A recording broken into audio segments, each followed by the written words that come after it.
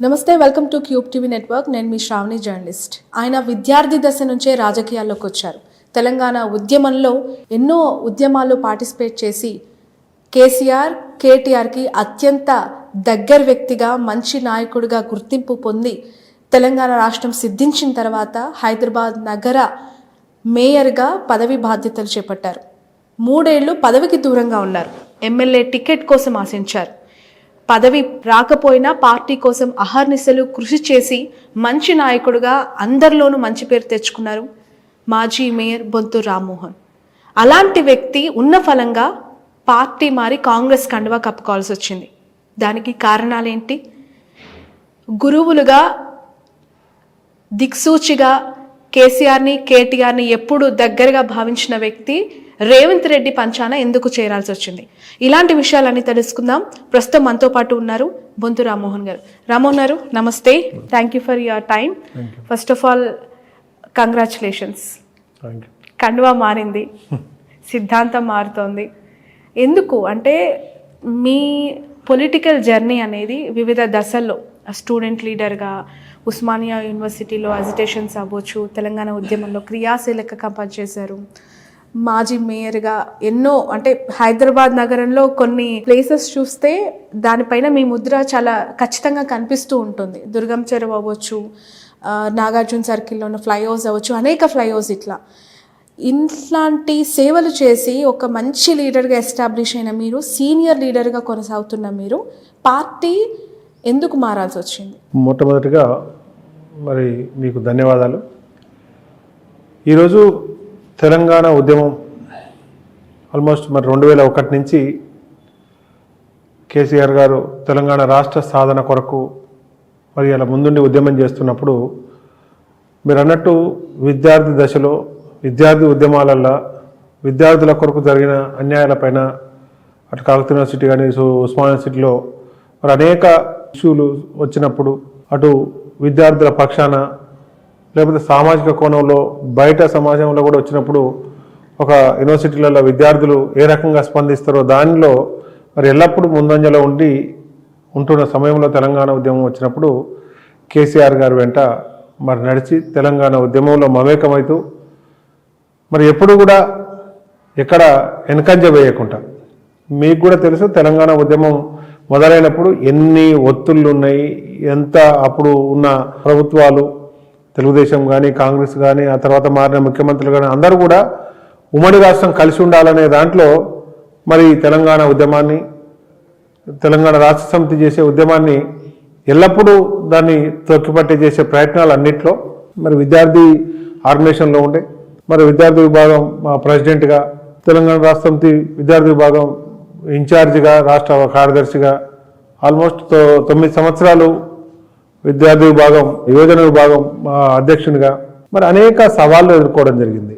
అనేక ఉద్యమాలు దాంట్లో ఎప్పుడు కంటి మీద కునుకు లేకుండా ఉన్న సందర్భం కూడా ఉంటాయి. అన్నీ కూడా దాంట్లో ఒకటి ఉండను కదా, దాదాపు 14 సంవత్సరాల మైలులో మరి కేసీఆర్ గారు వెంట మరి ఆ తర్వాత మనకు వర్కింగ్ ప్రెసిడెంట్గా మరి కేటీఆర్ గారు, మరి ఇలా హరీష్ గారు, కవిత గారు, మరి ఇలా ముఖ్య నాయకులంతా కూడా మేము తెలంగాణ రాష్ట్ర సాధనలో ఎక్కడ వెనకాడుకు వేయకుండా పనిచేసిన సందర్భం. మరి దాంట్లో పనిచేస్తున్న సందర్భంలో దాదాపు ఈ 24 ఏళ్ల జర్నీలో మధ్యన ఒక 5 ఏళ్లే హైదరాబాద్ మేయర్గా పనిచేసింది. దాంట్లో కూడా ఆ మేయర్ పదవికి కూడా దాన్ని ఈ ఉద్యమం చేసి హైదరాబాద్ నగరం పట్ల, తెలంగాణ పట్ల పూర్తి అవగాహన కూడా ఉంది కాబట్టి ఆ మేయర్గా వచ్చిన అవకాశాన్ని కూడా దానికి తెచ్చి ఎక్కడ చిన్న మచ్చ లేకుండా హైదరాబాద్ నగర అభివృద్ధిలో నా శాయశక్తులు లేకుండా ఇంకా అవసరమైతే బయట నుంచి నాలెడ్జ్ని గెయిన్ చేసి కూడా ఈ హైదరాబాద్ నగర అభివృద్ధికి అటు ఉద్యమంలో కానీ ఇటు అభివృద్ధిలో కానీ మరి ఎప్పుడు కూడా మనం పనిచేసుకుంటూ వచ్చిన సందర్భం. ఎక్కడ కూడా ఒకరితో ఒక మాట అనిపించుకుంటూ ఉద్యమం చేసినాం. మరి దాంట్లో ఈ మధ్య కాలంలో 2014లో అందరికీ అంటే విద్యార్థి నాయకులుగా పనిచేసిన వాళ్ళకు, యూత్ విభాగాలు పనిచేసిన వాళ్ళకు తెలంగాణ రాష్ట్ర సాధనలో ఎప్పుడు పదవిలో పనిచేయదు. తెలంగాణ రాష్ట్రం వచ్చింది కాబట్టి కష్టపడ్డ వారిగా మరి అడిగినప్పుడు నెక్స్ట్ ఏదన్నా చేస్తామని చెప్పారు. పార్టీ మీద గౌరవంతో, మన నాయకుల మీద గౌరవం. ఆ తర్వాత 14 తర్వాత 16లో మేయర్గా అవకాశం వచ్చింది, చేశాం. ఆ తర్వాత 2018 అసెంబ్లీ ఎలక్షన్ సందర్భంగా చేసుకుంటే అవకాశం ఉంటుంది, చేసుకోమని చెప్పి మరి వాళ్ళ అధిష్టానం చెప్పడం, దాంతోపాటు చేసుకోవడం జరిగింది. అప్పుడు కూడా అవకాశం ఇవ్వలేకపోయినా వేరే వారికి అవకాశం ఇచ్చాం, మీకు మళ్ళీ ఏదైనా ఇస్తామంటే కూడా సిన్సియర్గా తెలంగాణ రాష్ట్ర సమితిని కొనసాగుతూ మరి అదే కష్టం చేసుకుంటూ ఎక్కడ కూడా వెన్ను చూపకుండా జరిగే పార్టీ కార్యక్రమాలు కానీ, పార్టీకి సంబంధించిన బహిరంగ సభలు, ఎలక్షన్ సభలు, ఇవన్నిటితో పాటు మరి అన్నీ చేసుకుంటూనే పార్టీ వెంటనే ఉండడం జరిగింది. దాంట్లో 2023లో మళ్ళీ మొన్న మధ్య జరిగిన అసెంబ్లీ ఎలక్షన్లో కూడా టికెట్ ఇవ్వడం కుదరదని మన కొత్త వ్యక్తులను తీసుకొచ్చి ఎంకరేజ్ చేసినా కూడా మనం పార్టీకి కట్టుబడే ఉండడం జరిగింది. అంటే చాలా సుదీర్ఘమైన ప్రయాణం టీఆర్ఎస్ పార్టీ, ఆ తర్వాత బీఆర్ఎస్ పార్టీతో అక్కడున్న ముఖ్యమైన నాయకులతోని అనుబంధం కూడా మీకు అంతకు మించి ఉంది. అంటే కొద్దిమందే కేటీఆర్ గారు, కేసీఆర్ గారు చుట్టుపక్కల కనిపిస్తూ ఉంటారు ఎప్పుడు కూడా, అందులో మీరు చాలా ఇంపార్టెంట్ రోల్ ప్లే చేశారు. మీకు ఏం తక్కువ చేసింది బీఆర్ఎస్ పార్టీ అంటే? ఒక మేయర్గా మీకు అవకాశం ఇచ్చింది, పూర్తి స్థాయిగా 5 ఏళ్ళు పదవి కాలాన్ని కూడా మీరు గడించారు. ఆ తర్వాత మీ సతీమణి బొంతు శ్రీదేవి గారికి చర్లపల్లి కార్పొరేటర్గా అవకాశం కల్పించింది. బీఆర్ఎస్ అడుగుతున్న స్ట్రైట్ క్వశ్చన్, ఇన్ని పదవులు అనుభవించిన మేయర్ పవర్ పోగానే పవర్ ఉన్న చేతికి వెళ్ళిపోయి ఖర్చు వేసుకున్నారు అని. అయితే తెలంగాణ ఉద్యమం నడుస్తున్న సమయంలో కూడా అటు తెలుగుదేశం ప్రభుత్వం ఉండే, ఆ తర్వాత రాజశేఖర రెడ్డి గారు ఉండే, కిరణ్ కుమార్ రెడ్డి, రోషయ్య గారు వీళ్ళంతా ముఖ్యమంత్రులు ఉండే. అప్పుడు కూడా పవర్ ఉంది, అటు పక్క పవర్ ఉన్నకెళ్ళి రమ్మని, అన్ని రకాల పనులు చేస్తామని, ఫైనాన్షియల్గా డెవలప్ చేస్తామని చెప్పినప్పుడు చాలామంది ఆకర్షితులై అవసరాల కొద్దో, ఇబ్బందుల కొద్దో, ఒత్తిళ్ల కొద్దో చాలామంది పోయారు, ఎప్పుడు పోలే. ఆల్మోస్ట్ ఎన్కౌంటర్లు చేస్తామని కూడా పోలీస్ ఆఫీసర్లతో బెదిరిస్తే కూడా ఎక్కడ కూడా తెలంగాణ రాష్ట్ర సాధన రావాలి, తెలంగాణ రాష్ట్రం రావాలి, వస్తేనే తెలంగాణ ప్రజలు, యువకులు, విద్యార్థులందరికీ కళలను నెరవేరుతాయని చెప్పే కేసీఆర్ గారి మాట, మరి దాన్ని నిజం చేసే ప్రయత్నంలో ఏమంటున్నాం. అప్పుడు అధికారం గురించి ఎప్పుడు వెంపర్లాడింది లేదు, వెంటబడ్డది లేదు. ఆ తర్వాత కూడా ఎప్పుడూ ఖచ్చితంగా అధికారంలో ఉండాలి, పదవులు ఉండాలనేది లేదు. తర్వాత కార్యక్రమంలో కూడా 18లో కానీ 23లో కానీ లేకపోతే కూడా మరి ఎక్కడ మనం డిస్టర్బ్ అయింది లేదు, ఎక్కడ కూడా లేదు. ఒకటేంటంటే ఆత్మీయత కరువైంది. మరి చూసే వాళ్ళకు ఎక్కడ బీఆర్ఎస్ పార్టీ ఏం తక్కువ చేసింది అని అంటే, బీఆర్ఎస్ పార్టీ ఏం తక్కువ చేసినా కూడా బీఆర్ఎస్ పార్టీ వెంటే ఉన్నాం. బీఆర్ఎస్ పార్టీ అధినాయకత్వం ఇట్లా అకామిడేట్ చేయలేకపోతున్నాం, అవకాశం ఇవ్వలేకపోతున్నాం.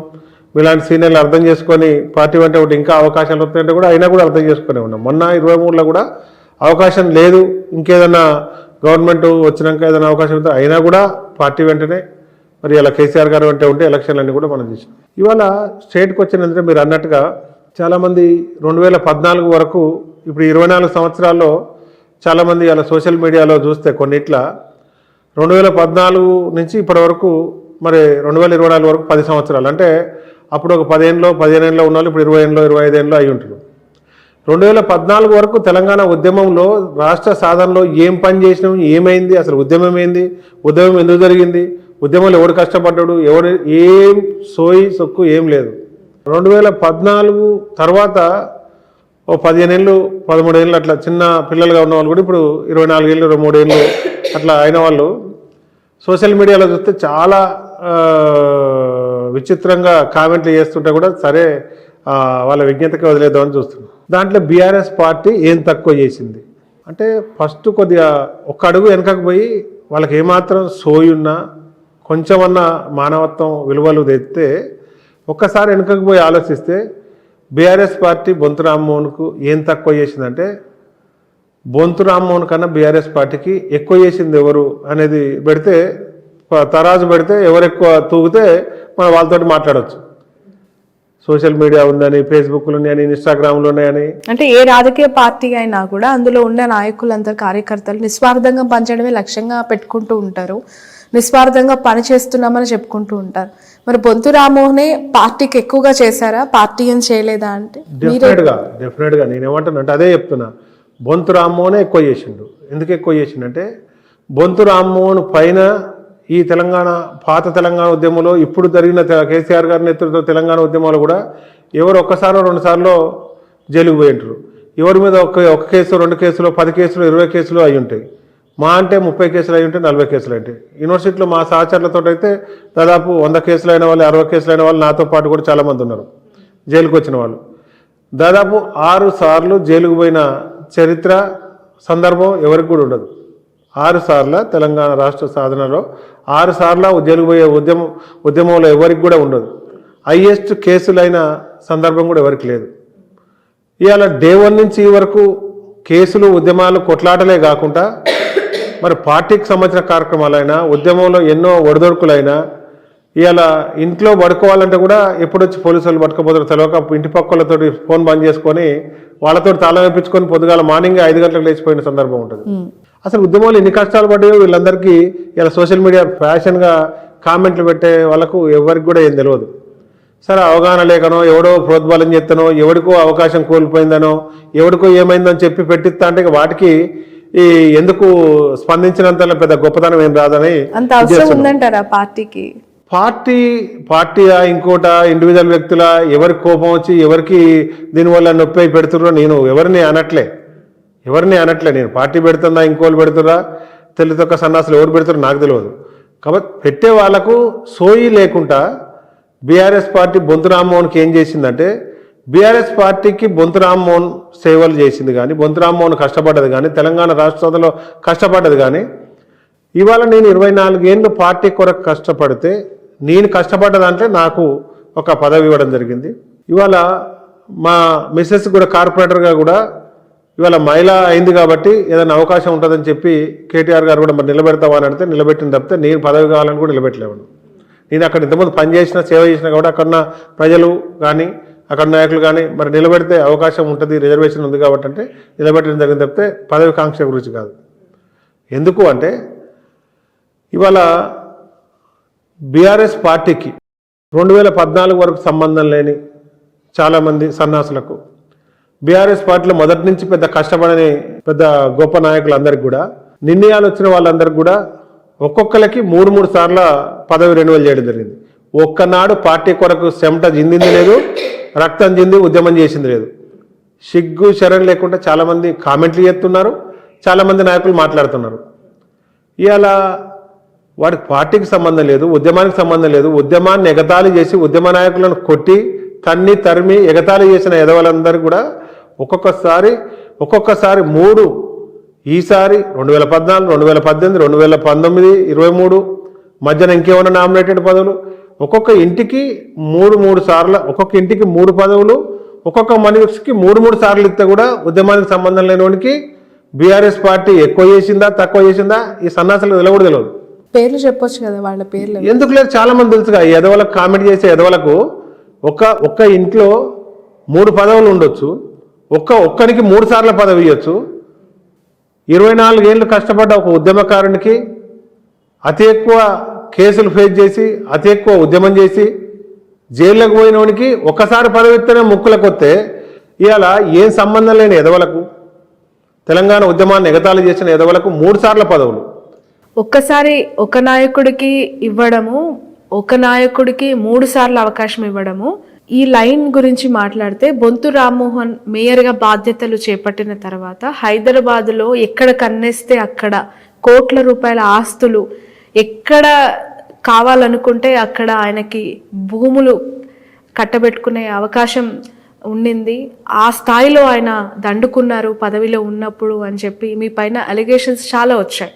అందుకే మీకు పొలిటికల్గా మరొక ఆప్షన్ బీఆర్ఎస్లో లేకుండా పోయింది అనే వాళ్ళు కూడా చాలామంది మీ అనుచరులు ఉన్నారు. వాళ్ళకి ఏం సమాధానం చెప్తారు? అయితే కొంతమంది ఈ మధ్యకాలంలో సోషల్ మీడియాలో కొన్ని టీవీలో ఇంటర్వ్యూలు మాట్లాడడంలో చాలా ప్యాషన్ అనుకొని మాట్లాడుతున్నారు.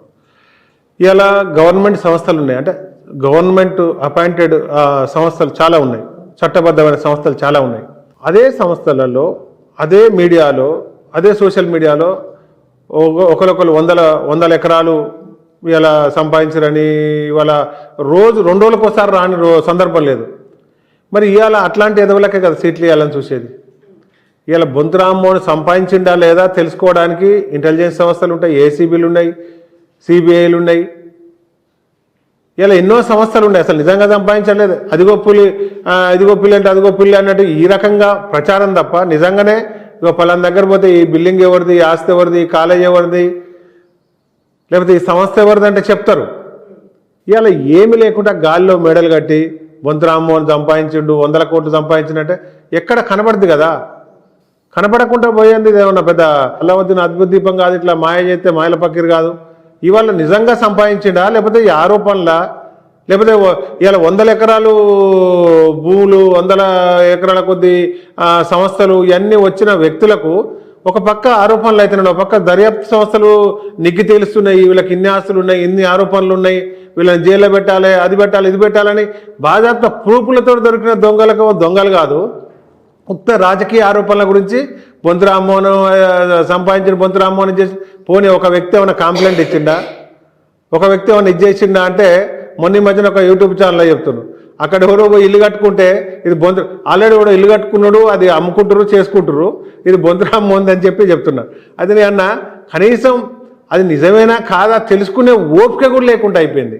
నిజంగా చెప్పండి, ఇన్ని ఏళ్ళ జర్నీలో మేయర్గా బాధ్యతలు తీసుకున్న తర్వాత దిగిపోయేంత వరకు కూడా అక్రమంగా ఏ ఒక్క ఆస్తి హైదరాబాద్కి సంబంధించి మీరు మొత్తం కూడా ఎక్కడ భూతద్దం పెట్టి దోలన్నా కూడా ఇది బొంతు రామ్మోహన్ అది బయట పెడతాను, ఖచ్చితంగా ఆధారాలతో ప్రూవ్ చేస్తాము అనే వాళ్ళకి మీరు ఇచ్చే సమాధానం డెఫినెట్ గా అవి బయట పడతాయని భయంతోనే కాంగ్రెస్ పార్టీ తీర్థం పుచ్చుకున్నారు, అధికార పార్టీలోకి మారారు అనే వాళ్ళు కూడా లేకపోతే. నేను ఏమంటానంటే బయట పడతాన్న భయం ఉన్నోనికి బయట పడుతూనే ఉన్నాయి, అవన్నీ లేవు అన్నోనికి బయట పెడుతూనే ఉన్నారు, బయట పడుతూనే ఉన్నాయి. నేను లేవు అని ఇయ్యాల కాదు, ఆ మేయర్గా అయినప్పటి నుంచి చెప్తున్నా, అంతకన్నా ముందు నుంచి చెప్తున్నా, మేయర్ టర్మ్ అయిపోయినప్పటి నుంచి చెప్తున్నా, 3 ఏళ్ళ కానీ చెప్తున్నా. మేయర్ ఉన్నప్పుడు అన్నారు, మరి అయిపోయి 3 ఏళ్ళు అయింది, ఎక్కడన్నా ఏదన్నా దొరికిందా అంటే ఎక్కడ లేదు. ఎవరికో పోయినప్పుడు ఎవరికన్నా ఇట్లా వచ్చి ఇష్యూ మాట్లాడితే ఇది చేస్తే ఎవరికన్నా సాయం చేస్తే ఇదైతే దాంట్లో నిజంగానే బొంతు రామ్మోహన్ దాంట్లో ఏమన్నా అడ్వాన్స్ ఇచ్చిండా, కబ్జా పెట్టిండా, బోర్డు పెట్టిండా, ఏమైనా చేసిండా అంటే నిజంగా చూస్తే తెలుస్తుంది. ఇలా ఎవరికైనా నిజంగా ఏదైనా హెల్ప్ చేయాలని ఎవరైనా వస్తే కూడా దాంట్లో చూసే దానికి ఇది చేస్తాం. అలాంటిది పదవి అయిపోయిన 3 ఏళ్ల తర్వాత కూడా కనీసం ఇది కావాలి. ఏదైనా రాజకీయంగా వచ్చి బొంతు రామ్మోహన్కి ఏదైనా ఉపయోగం అవుతుంది, బొంతు రామ్మోహన్ రాజకీయంగా ఏమైనా లబ్ధి పొందబోతుండు అని అంటే ఏదో ఒక ఛానల్లో సోషల్ మీడియాలో వెధవ కామెంట్లు పెట్టుకుంటా ఇవన్నీ పెట్టుకుంటా దాన్ని ఇది చేయడం తప్ప నిజంగా మరి అలా డజన్ల కొద్ది పదవులు డజన్ల కొద్ది కనీసం బొంతు రామ్మోహన్ చేసిన కష్టానికి, బొంతు రామ్మోహన్ పడ్డ ఇబ్బందులకు, బొంతు రామ్మోహన్ మీద అయిన ఇవాళ ఒత్తిడులకు, బొంతు రామ్మోహన్ ఎదుర్కొన్న సవాళ్లకు ఈ 24 ఏళ్లలో 10 సార్లు 10 పదవులు ఇచ్చినా కూడా ఇబ్బంది ఏం లేదు. ఎందుకంటే ఒక్కనాడు పార్టీ కొరకు కష్టపడకుండా, ఒక్కనాడు పార్టీకి 10 రూపాయలు ఖర్చు పెట్టకుండా, ఒక్క కేసు లేకుండా అలాంటి విధవలకు సన్నాసులకు ఇవాళ 3 సార్లు రెన్యువల్, ఇంటికి 3 పదవులు, ఇంటికి 4 సార్లు అవకాశం. మరి నేనేమంటానంటే నేను ఎవరిని తప్పుపడతలే, ఇలా బ్లాక్మెయిల్ చేసి తీసుకుంటున్నారు. ఇలా బ్లాక్మెయిల్ చేసి ఇలా ఆ పార్టీకి పోతాం ఈ పార్టీకి పోతాం అని చెప్పి అన్ని పార్టీలకు టచ్లో తీసుకున్న వాళ్ళకు ఇప్పుడు కూడా నేను ఎలా పార్లమెంట్ ఎలక్షన్ సందర్భంగా బ్లాక్మెయిల్ చేస్తే భయపడే బ్లడ్ కేసీఆర్ గారిది, కేటీఆర్ గారిది, హరీష్ రావు గారిది బ్లాక్మెయిల్ చేసి పదవులు తెచ్చుకుంటున్నారు అంటే బ్లాక్మెయిల్ చేసేస్తే పదవులు ఇచ్చేస్తారు ఆ పార్టీలో. నేనేమంటున్నట్టే నేను ఇవాళ కూడా నేను ఏ పదవుల గురించి పోట్లే, ఇవాళ కూడా నేను 3 సార్లు అవకాశం రాకపోతే పార్టీకనే ఇలా సీనియర్లం పార్టీకి అర్థం చేసుకొని పార్టీకి మంచి ఇప్పుడు కూడా నేను అవకాశాలు రాలేదని నేను ఇలా మనసు ఇబ్బంది పడి ఇవాళ ఈ ఆత్మాభిమానం దెబ్బతిని ఇవాళ పార్టీ మారాల్సి వచ్చిందంటే ఇప్పుడు కూడా ఈ పార్లమెంట్ సీటు ఫ్రెష్ క్యాండిడేటు లేకపోతే పార్టీ గురించి కష్టపడో లేకపోతే పార్టీకి వెనక నుంచి ఏదైనా ఉద్యమ సమయంలో ఇంకో సమయంలో ఉపయోగపడ్డాడు వీళ్ళకెవరికో ఇస్తానంటే కూడా ఆనెస్ట్గా ఇలా కేసీఆర్ గారు బీఆర్ఎస్ పార్టీలో ఉండి పనిచేద్దాం.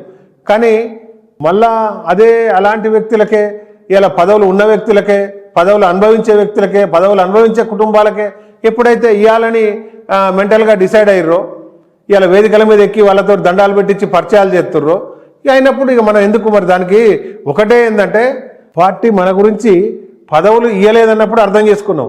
కానీ ఇలా పరువు కూడా పోతుంటే ఆత్మాభిమానం కూడా దెబ్బతింటుంటే కనీసం మీకు ఇస్తున్నాం ఇవ్వట్లేదు ఇవ్వలేకపోతే ఈ కారణంతో ఇవ్వలేకపోతున్నాం అని చెప్పే కనీసం ప్రేమ అభిమానాలు కూడా కరువైనప్పుడు మరి ఇలా గతంలో అన్నారు ఇలా ఉద్యమ పార్టీ అయిపోయింది ఇది పౌతు రాజకీయ పార్టీ అని, రాజకీయ పార్టీలో ఈ ప్రేమ అభిమానాలు తక్కువైనాయో ఏమో అనుకొని వాళ్ళని కూడా మనం ఎక్కువ ఇబ్బంది పెట్టొద్దు అనుకొని మరి ఇలా ఆ బ్లాక్ మెయిల్లకు లేకపోతే ఆ ఇబ్బందులకు మరి తలకి ఏం చేస్తారో తెలియదు. కాబట్టి ఇవాళ మరి ఆ ఉద్యమ ప్రేమలు అవన్నీ మరి ఉద్యమం అనే సమయం అయిపోయింది. రాజకీయ పార్టీ, రాజకీయ పౌతు, రాజకీయం నడుస్తుంది, పక్తు రాజకీయ పార్టీ అన్నప్పుడు ఇక మనం కూడా మన శాయశక్తుల 14 ఏళ్ళు ఉద్యమం చేసినాం. 10 ఏళ్ళు మరి వాళ్ళ ప్రభుత్వం ఉన్నప్పుడు కూడా మన వంతు వర్క్ మనం చేయడం జరిగింది. పార్టీకి ఎక్కడ కూడా నా పదవికి ఎక్కడ నేను ఏం సంపాదించినా ఏం సంపాదించలేదు, 100 కోట్లు లేవనేది ఇప్పుడు కూడా బాజాప్తా ఎంక్వైరీ చేసి చేసుకోవచ్చు.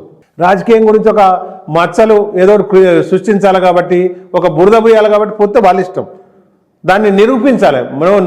నరన్నేళ్ళు నాలుక కాబట్టి నేను ఏదైనా మాట్లాడతా, నేను ఏదైనా కామెంట్లు పెడతా, పైశాచిక ఆనందం చేస్తా, షాడీజం చూపెడతా అంటే కనీసం కామన్ సెన్స్ తోటి ఇలా బొంతు రామ్మోహన్ కష్టపడ్డ దాంట్లో ఇప్పుడు పదవులు అనుభవించే వాళ్ళు ఎవడు కష్టపడ్డాడు, వాళ్ళకు మళ్ళీ 2వ సారి 3వ సారి 4వ సారి ఇవ్వాల్సిన అవసరం ఏంది? ఇలా బొంతు రామ్మోహన్కి ఇస్తే పార్టీకి వచ్చే నష్టం ఏంది? స్ట్రైట్ క్వశ్చన్, బొంతు రామ్మోహన్ లో లేనిది మీరు అనుకుంటున్న వాళ్ళలో ఉన్నదేంటి? ఎందుకు వాళ్ళకే పదే పదవులు కట్టబెడుతున్నారని మీరు భావిస్తూ ఉన్నారు? నేనేమంటానంటే ఈ విషయం నేను అదే అంటున్నా. ఇవాళ బొంతు రామ్మోహన్ లేదు, పోనీ ఏదన్నా ఎలక్షన్ సంబంధించి సరే ఇల్లీగల్గా లీగల్ కాకుండా కనీసం దానికి సంబంధించిన వ్యవస్థను మెయింటైన్ చేయడానికో ఫైనాన్షియల్గానో ఇంకోటో అంటే కూడా ఇవాళ బీఆర్ఎస్ పార్టీ ఇవాళ ఇతర పార్టీలకు చూసుకుంటే ఇవాళ పైసలతోటో ఇంకో దాంతోటో ఎక్స్పెండిచర్తోటో కాదు, ఇవాళ ఒక వాతావరణం వచ్చినప్పుడు మొన్న ఇలా కాంగ్రెస్ పార్టీకి కట్టబెట్టింది అధికారం.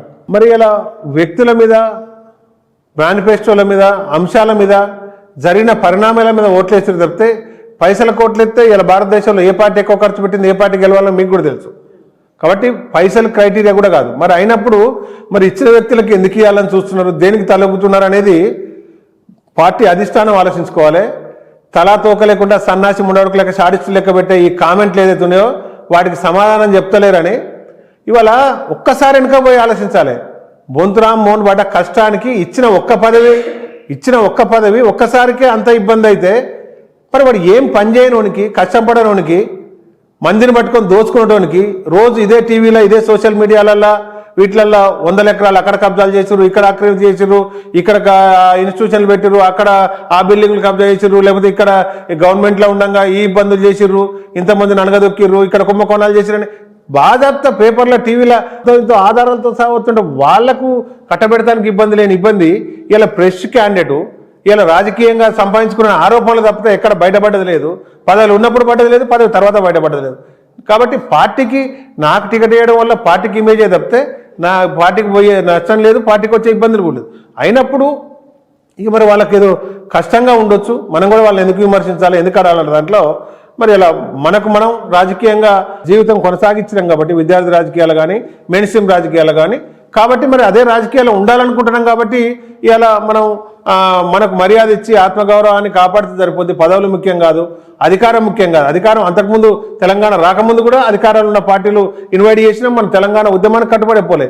ఇప్పుడు కూడా మనం ఆత్మాభిమానం గురించి మరి అవకాశాలు ఉండి ఇయ్యగలిగి కానీ చూసే వాళ్ళకి ఒకటే కనిపిస్తోంది రామ్మోహన్ గారు, ఏంటంటే పవర్ పక్కనే బొంతు రామ్మోహన్ ఉంటారు. అప్పుడు అధికారంలో ఉన్న 2 దఫాలు అధికారంలోకి వచ్చిన తర్వాత పవర్లో ఉన్న కేసీఆర్ గారికి, కేటీఆర్కి దగ్గరగా ఉన్నారు. ఇప్పుడు అక్కడ పవర్ పోయింది, ఇక్కడ కాంగ్రెస్ అధికారంలోకి వచ్చింది, ఈ పవర్ సెంటర్ పక్కనే బొంతు రామ్మోహన్ గారు వాలిపోయారు. నేను అదే చెప్తున్నా. సో మీరు ఎక్కడున్నా పవర్ ని చూస్ చేసి నేను ఏమంటానంటే ఈ పవర్ పక్కనే బొంతు రామ్మోహన్ ఉంటాడే వెదవల సన్నాసులు ఎవరైతే ఉన్నాడో వాళ్ళకి అదే చెప్తున్నా. 14 సంవత్సరాలు కేసులు, ఎన్కౌంటర్లు చేస్తామని పోలీస్ ఆఫీసర్లు ఎంబడబడి పీడీ యాక్ట్లు పెడతామంటే కూడా ఆ 14 సంవత్సరాలు కూడా పవర్ అవతల పక్క ఉంది. అన్ని రకాల చూసుకుంటామంటే కూడా అడుపోలే. తెలంగాణ ఉద్యమానికి కట్టుబడే కేసీఆర్ గారు ఉంటాడు, నిజాయితీగా ఉన్నాం, నిజాయితీగా చేసినాం, అవసరమైతే చంపేస్తాను కూడా చెప్పారు. ఆనాడు ఉద్యమాల్లోని చాలామంది నాయకులు బయటకు పోయిన వాళ్ళు కూడా చెప్పిరు. తీసుకుపోయి కొంతమంది లంపెన్ గ్యాంగులు తీసుకుపోయి ఎన్కౌంటర్ చేస్తామని కూడా తీసుకుపోయి చేసిన వాళ్ళు కూడా భయపడకుండా చేసినాం, మేము కూడా భయపడకుండా చేసినాం పీడీ యాక్ట్లు పెడతాంటే. మరి అయాల కూడా పవర్ సెంటర్ పోయి పవర్ పక్కనే బొంతు రామ్మోహన్ లేడు కదా. పవర్ ఉద్యమం చేసినాక తెలంగాణ రాష్ట్ర సమితికి పవర్ వచ్చినాక తెలంగాణ రాష్ట్ర సమితిలు ఉన్నాం అంతే. పవర్కు మొదటి నుంచి లేము, ఇప్పుడు కూడా ఉండవు, రేపు కూడా పవర్కు ముఖ్యం కాదు. పరువు ముఖ్యం, ఆత్మాభిమానం ముఖ్యం. కనీసం ఇది ఇస్తాను, ఇది ఇవ్వట్లేదు అని కూర్చోబెట్టి చెప్తే ఇంటానికి ఇలా ఇనేంత మనసుంది, ఇనేంత ఓపికంది. తెలంగాణ రాకముందు 14 సంవత్సరాలు అంత కష్టపడ్డోళ్లకు ఇలా 10 సంవత్సరాలు చూసిన అధికారం ఎంత చూసినప్పుడు కొత్తగా అధికారం లేకపోతే చచ్చిపోయేది ఏం లేదు, అధికారం కొరకు వెంపర్లాడేది ఏం లేదు. ఏందంటే ఇవాళ 24 సంవత్సరాలు పనిచేసి కష్టాలకు నష్టాలకు వచ్చిన పార్టీ మీద మాకు ప్రేమ లేదు. ఇవాళ కూడా ఇవాళ వచ్చిన సన్నాసికి యూట్యూబ్లలో ఫేస్బుక్లలో కామెంట్లు పెట్టే ఎదవలకు పార్టీ మీద బాగా ప్రేమ ఉన్నట్టు, కేసీఆర్ గారి మీద ప్రేమ ఉన్నట్టు ఈ నాటకాలన్నీ చేసుకుంటుంటే మర్యాద ఇచ్చే కాడికే ఇస్తాం.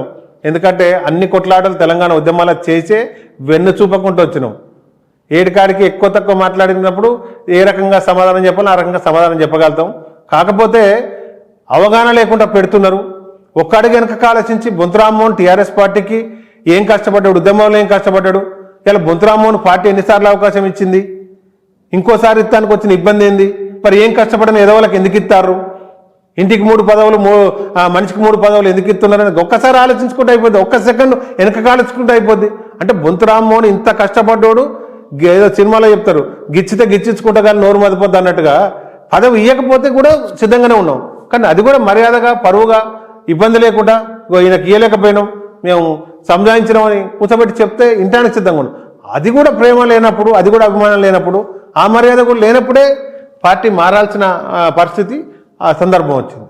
బట్ రాజకీయాల్లో ఒక పొజిషన్ రావాలన్నా లేదంటే ఒక పదవి రావాలన్నా నిరీక్షణ, సహనం, ఓర్పు అనేవి చాలా అవసరము అంటూ ఉంటారు.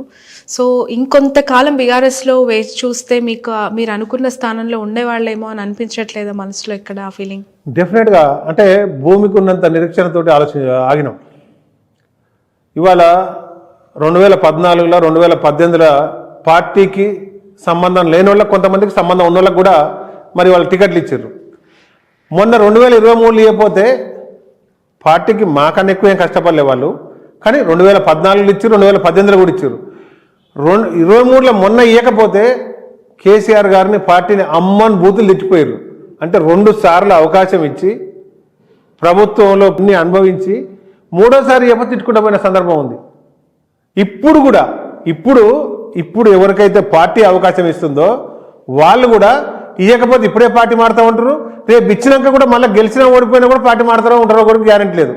వీళ్ళందరూ కేసీఆర్ గారి మీద, టీఆర్ఎస్ పార్టీ మీద ప్రేమ ఉన్నట్టు మాకు లేనట్టు క్రియేట్ చేసుకుంటా చిలువలు పలువలుగా చేస్తే ప్రజలు పిచ్చోళ్ళు నమ్మరనుకుంటున్నారు.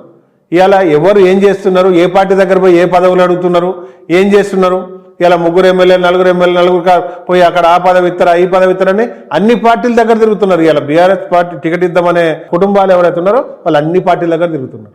ఆ విషయం తెలియక మరి తెలుసు మరి ఇలా పార్టీని కాపాడుకోవాలని మరి పార్టీ అధిష్టానం పార్టీ నాయకునికి పార్టీని కాపాడుకునే క్రమంలో మరి దేనికి తలెక్కుతున్నారో దేనికి ఇదవుతున్నారో నేను వాళ్ళను ఏం అనదలుచుకోలేదు, ఆరోపించుకోదలుచుకోలేదు. కానీ వాళ్ళ ఇష్టం, వాళ్ళ కథ.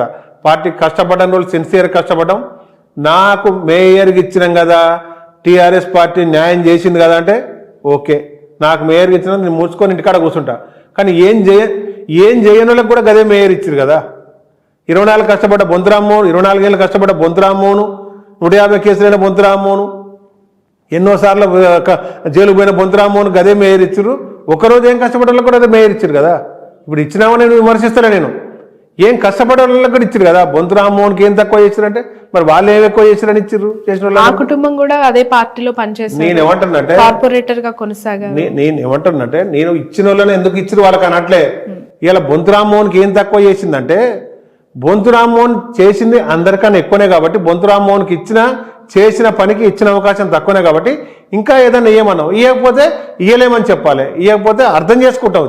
ఇలా పదవి గురించి వెంపర్లాడతలే, వేచి చూస్తాం. కానీ ఇయ్యలేనప్పుడు ఇయ్యలేమని చెప్పి పిలిచి కూర్చోబెట్టి చెప్తే అర్థం చేసుకునేంత, చెప్పేంత ప్రేమ ఉంటే అర్థం చేసుకునేంత ప్రేమ మాకు కూడా ఉంది. కాబట్టి అది కరువైంది కాబట్టి ప్రేమ, అభిమానాలు, మానవ సంబంధాలు కరువైనవి కాబట్టి ఈ డిసిషన్ తప్ప పార్టీ మారాల్సి వచ్చింది తప్పితే పదవులు అనేది, పవర్ అనేది ముఖ్యం కాదు. పవర్ 14 ఏళ్ల తెలంగాణ ఉద్యమంలో అవతల పక్క ఉండే, పవర్ వైపు చూడలే, పవర్ వైపు పోవాలనుకోలేదు.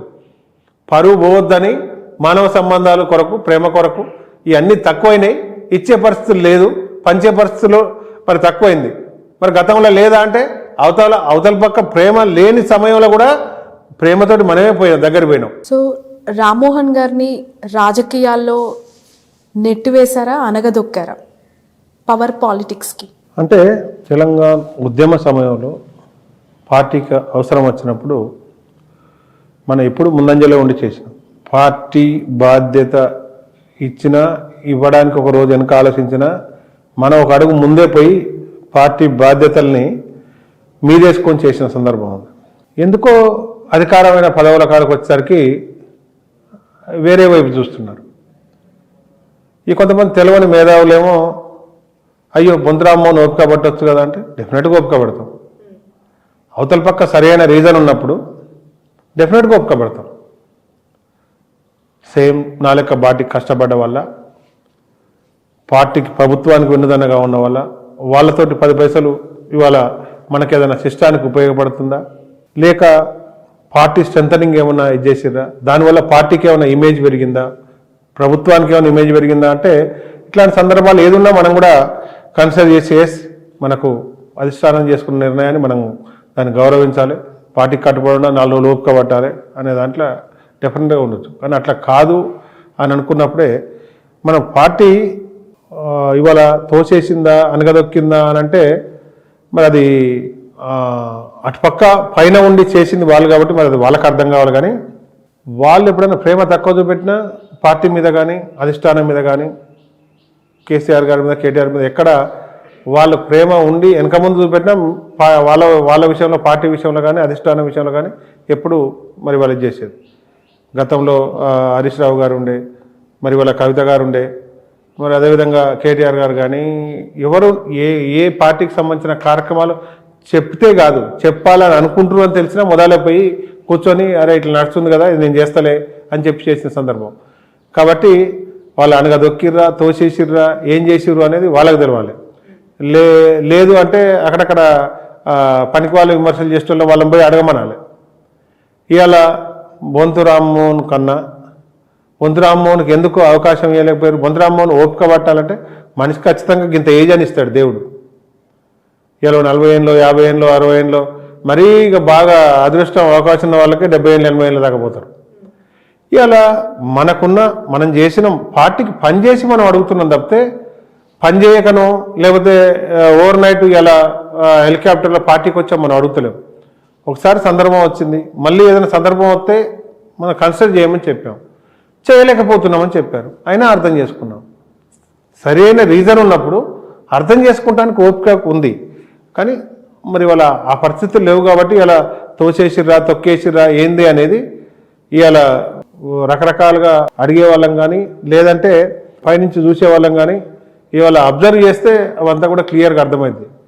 ఇలా మనం ఏదో పార్టీలోకి వెళ్ళి కాంగ్రెస్ పార్టీకి పోయినాం, ఇలా కాంగ్రెస్ పార్టీకి పోయినాం కాబట్టి వీళ్ళ మీద విమర్శలు చేయాలి, ఇలా కూర్చొని ఏదో పొయ్యే ముంగట వాళ్ళని తిట్టిపోతేనే ఏదో ఫ్యాషన్గా ప్రజలు ఏదో రిసీవ్ చేసుకుంటారు, ఆనందపడే వాళ్ళు ఆనందపడి బాధపడే వాళ్ళు బాధపెడతానికో కాదు నేను మాట్లాడేది. ఇవాళ ఇన్ని సంవత్సరాలు మనం చేసిన కష్టంలో, ఇన్ని సంవత్సరాలు ఉన్న బంధంలో ఆ కూర్చొని మాట్లాడుకొని కన్విన్స్ చేసుకునే ప్రేమ అనురాగాలు బంధాలు కరువైన ఏంది అనేది అర్థం కాని సమస్య. అది అర్థమైతే తోసేసిరా, తొక్కేసిరా, అనగదొక్కిరా ఏంది అనేది అర్థమైంది. రైట్. కోకాపేట్ ల్యాండ్ ఇష్యూస్కి సంబంధించి కబ్జా ఆరోపణలు మీ పైన చాలా ఎక్కువగా వచ్చాయి.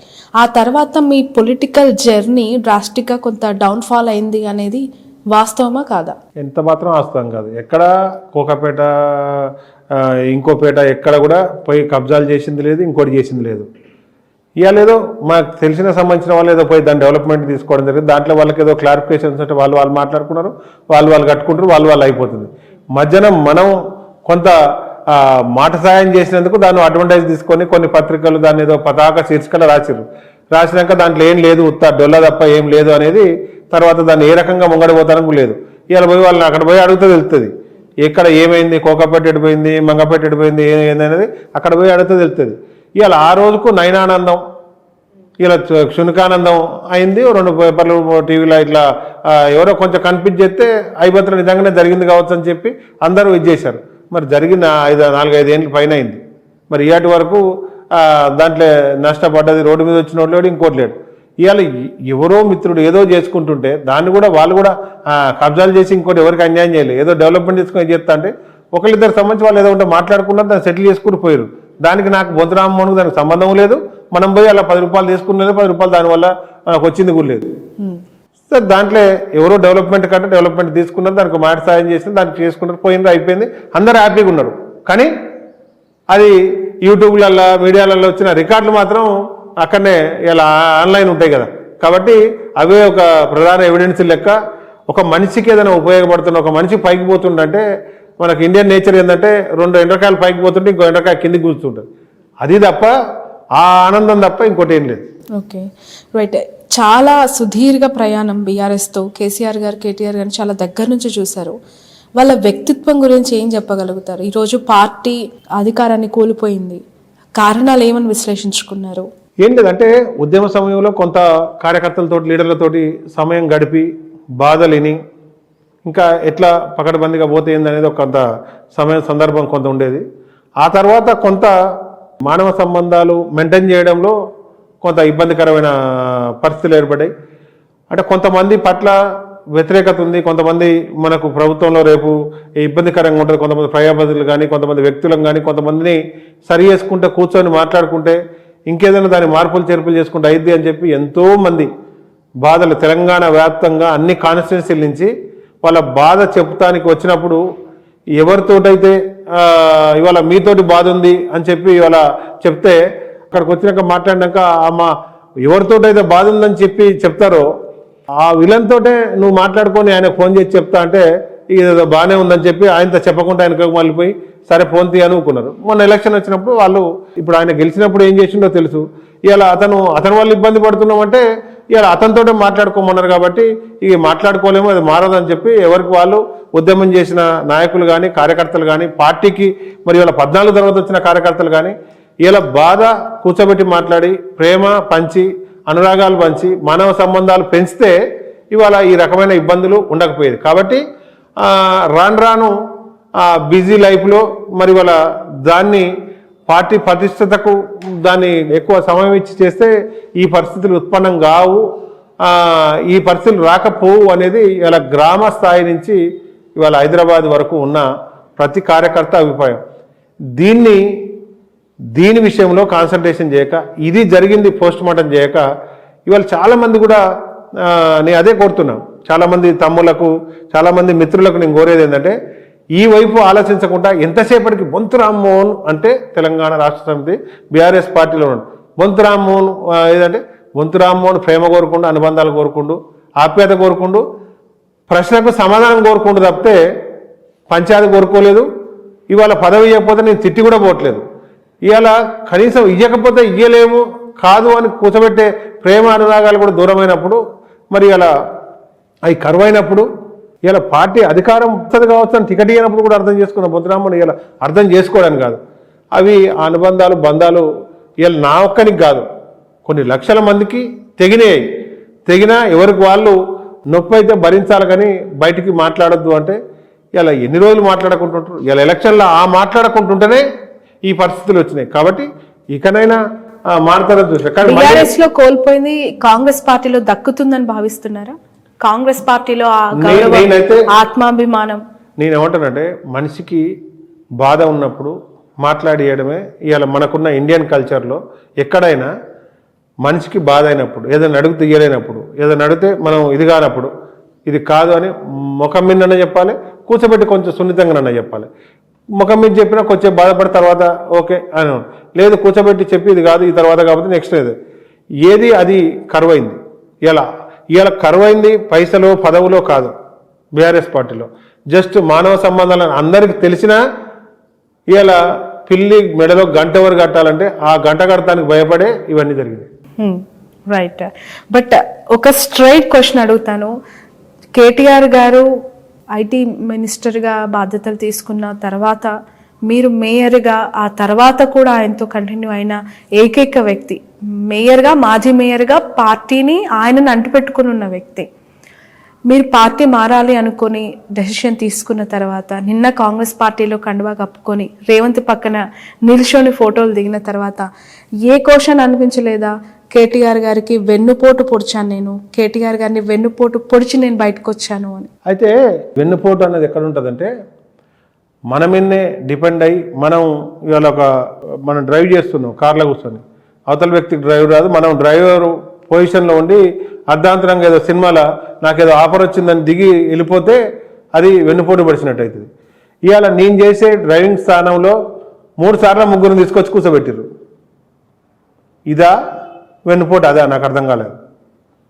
ఇవాళ నేను డ్రైవ్ చేస్తున్నావు, నేను ఇంకా బెస్ట్ డ్రైవ్ చేస్తాను, నాకు ఇంకేమైనా ప్రమోషన్ ఇస్తే అని అంటే ఓకే అన్నాక నీకు సందర్భం రాలే, నీకు అవకాశం రాలే, వేరే వాళ్ళకి అవకాశం ఇస్తున్నావు అని పెడితే కూడా ఆ వెన్నుపోట్లే భరించినాం.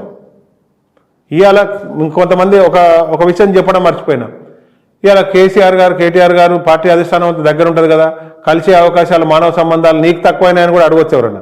ఎందుకంటే సోషల్ మీడియా సన్నాసులు ఉంటారు కదా కామెంట్లు చేసే వాళ్ళకు, అది కూడా చెప్తున్నా. నేను బొంతు రామ్మోహన్ ఉంటాడు ఉద్యమంలో ఒక ఉద్యమ నాయకుడు. ఇలా అధిష్టానానికి కేసీఆర్ గారు కేటీఆర్ గారికి హరీష్ రావు గారికి ఇలా పార్టీ అధిష్టానానికి అందరికీ నేను దగ్గరగా ఉంటా, కానీ నా మీద కూడా కొంత వందల మంది వేల మంది ఈవెందో మినిస్టర్ల కాంచి కార్యకర్త వరకు అరే కలిసే అవకాశం ఉందా, మాట్లాడే అవకాశం ఈ బాధ ఉంది అని చెప్తే ఇవాళ కన్వే చేసే పరిస్థితి లేకుంటుంది. నేనొక్కని నా బాధే కాదు, ఇలా మానవ సంబంధాలు నా ఒక్కలకు కరువైన కాదు. ఇవాళ దాన్ని ఒక లీడర్గా ఉన్నప్పుడు, ఒక గ్రామంలో సర్పంచ్గా ఉన్నప్పుడు ఆయన బాధ మనం విని నేను ఇది చేయలేం, ఇది చేస్తాం, ఈ 4 విషయాలు ఎత్తి ఇది చేయలేమని చెప్తే అదే విషయం అక్కడ కింద పోయి కన్వే చేసుకోవాలి. ఇలా ఆ సర్పంచ్ ముచ్చటే వినే పరిస్థితి లేదనుకో, నేను అతని కింద వాళ్ళకి సమాధానం చెప్పే పరిస్థితి ఉండదు. నేను ఈ రకంగా ఇలా బొద్దురామ్మోహన్ రోజు ఎప్పుడు ఎత్తే ఎమ్మటే ఉండేదంటే ఎమ్మటే ఉన్నంత మాత్రాన ప్రతి ముచ్చట ప్రతి సమస్య ప్రతి ఒక్కరు మాకు చెప్పింది అక్కడ చెప్పే అవకాశం సందర్భం రాదు. ఇలా 100 మందికి అవకాశం లేకపోవచ్చు, ఆ 100 మందిని క్రోడీకరించి మేము పోయి చెప్పినప్పుడు ఇది అయిద్ది ఇది కాదు ఇది పక్క పెట్టి తర్వాత అయిద్ది అని మనం చెప్పగలిగితే వాళ్ళకు కూడా మనం న్యాయం చేసిన వాళ్ళం అవుతాం. అంటే కొంత మీకే తక్కువైందా మీరు ఏంటంటే ఎమ్మటి ఉన్నంత మాత్రాన ఇలా దూరం నుంచి వచ్చేవాడు తను వచ్చి 1 నిమిషం అనగానే టైం ఇస్తారు, పక్కనే ఉంటే నువ్వు ఉంటావు కదా తర్వాత మాట్లాడదాలే అంటారు. ఎందుకంటే వాళ్ళకు కూడా ఆ విషయం తెలియక రోజు ఎమ్మటే ఉంటావు కదా అంటే ఎమ్మటే ఉన్నంత మాత్రాన అన్ని ముచ్చట అన్ని వినే సందర్భం రాదు. కొత్తగా వచ్చే వాళ్ళకే అవకాశం ఇప్పించేది అది అందరికి కూడా తెలుసు, కార్యకర్తలకు తెలుసు, కార్యకర్త కానులకు తెలుసు, లేకపోతే అఫీషియల్స్ తెలుసు, అధికారులు చాలా మంది చాలా ఇష్యూల మీద వచ్చేది. వాళ్ళందరికీ కూడా ఎంతసేపటికి వాళ్ళ సమస్య దూరం నుంచి వస్తారని కల్పించే ప్రయత్నమే చేసేది. మల్లారెడ్డి గారికి మీకు ఎక్కడ చెడింది, ఎందుకు ఆ స్థాయిలో శత్రువులుగా మారిపోయారు, ఎందుకు మిమ్మల్ని తొక్కాలనే ప్రయత్నం ఆయన చేస్తున్నారని మీరు భావించారు? నాకు టీఆర్ఎస్ పార్టీలో మీరు కోరుకున్న సీట్లు మీకు ఇవ్వకుండా మీ భార్యకి దక్కాల్సిన గౌరవం పార్టీలో దక్కలేదు కాబట్టి ఆ కుటుంబానికి ఎక్కువగా ప్రయారిటీ ఉందని మీరు ఇలా బరస్ట్ అవుతూ ఉన్నారా? నేను ఒకటి ఏంటంటే ఇప్పుడు హైదరాబాద్ నగరంలో రకరకాల ప్లేసులు అవకాశాలు ఉంటాయి. దీంట్లో ఒక మల్లారెడ్డి నాకేదో శత్రుత్వం, మల్లారెడ్డితో నాకు శత్రుత్వం, ఆయనతో నాకు సంబంధించిందో వారికి సంబంధించిందో నా దోస్తుకు సంబంధించిందో ఈయన గుంజుకుంటా ఆయన గుంజుకుంటా నేను చెప్తలేదు. బొంతు రామ్మోహన్ హైదరాబాద్ నగరంలో అంతటా తెలుసు. నేను హైదరాబాద్ మేయర్గా ఉద్యమకారునిగా మొత్తం కూడా నేను సర్వీస్ చేసిన. ఇలా కరీంనగర్ పోయిందనుకో అక్కడ నేను ఉద్యమ నాయకునిగా పనిచేసిన తప్పితే నేను అక్కడ డెవలప్మెంట్లో లేను. ఇటు పక్క మహబూబ్నగర్లో పోతే అక్కడ నేను డెవలప్మెంట్లో లేను, పార్టీ డెవలప్మెంట్లో ఉన్నాను, ఉద్యమంలో ఉన్నాను. ఇలా హైదరాబాద్ నగరంలో రకరకాల ఒక దగ్గర కాబట్టి ఇంకో దగ్గర అకామిడేట్ చేయమని అడిగినాం. ఇవాళ ఎవరితో శత్రుత్వం ఉంది ఎవరితో లేదు అనేది నేను పర్టికులర్గా నాకు ఇంకొక ఆయనతో ఉంది ఇంకొక ఆయనతో లేదు అని నేను చెప్తలేదు. నాకు పార్టీలో ఎవరితోటి పర్సనల్గా గొడవలు కానీ బట్ మిమ్మల్ని తొక్కుతుంది మల్లారెడ్డి అని పదే పదే మీ అనుచరుల దగ్గర మీరు ఎందుకు చెప్పుకోవాలి? నేను ఏమంటున్నానంటే నేను ఎవరు దొక్కుతున్నారని చెప్పలేదు. తొక్కేవాడికి ఇవాళ తుపాకీ ఇచ్చేవాడు ఎవరైతుందో తుపాకీ ఇచ్చినాక ఉన్నతాధికారి ఇస్తే కింద ఉన్న అధికారులు కింద ఉన్న సిబ్బందో దానికి ఏం పెట్టి కాలుస్తారు. ఇవాళ ఎవరు ఏం పెట్టి కాలుతున్నారు అనేది కాదు, వ్యవస్థలో అవకాశాలు ఇచ్చేటప్పుడు ఇవాళ ఎవరికి ఇచ్చినాం ఇంకా ఆల్టర్నేటివ్ ఎవరికి ఇవ్వాలి, ఇంకా ఎవరు కష్టపడాలి, ఇంకెవరికి ఇస్తే మైలేజ్ వస్తుంది, ఇంకెవరికి ఇస్తే పార్టీ పటిష్టమైంది, ఇంకెవరికి ఇస్తే ప్రభుత్వం బదనంగా ఉంటుంది. ఈ రకంగా ఆలోచించి చేస్తే ఇవన్నీ రావనేది. ఇవాళ ఇచ్చిన వారికే అవకాశం ఇవ్వకూడదని ఇవాళ యొక్క హైదరాబాద్ నగరం గురించే చెప్తలే, వేరే దగ్గర కూడా ఇంకా పార్టీ గురించి కష్టపడ్డ వాళ్ళు, పార్టీ మీద ప్రేమ ఉన్న వాళ్ళు, లేకపోతే పార్టీ వాళ్ళకి అవకాశంతో పార్టీకి ఇమేజ్ వచ్చే వాళ్ళు, పార్టీకి ఇంకో రకంగా ఉపయోగపడే వాళ్ళు ఇట్లా చాలా మంది ఉంటారు. కాబట్టి ఇచ్చిన వాళ్ళకే ఇచ్చి ఇచ్చిన కుటుంబాలకే ఇచ్చి ఇంకో కాడు ఇచ్చి ఇది ఇబ్బంది పడొద్దు అనేది.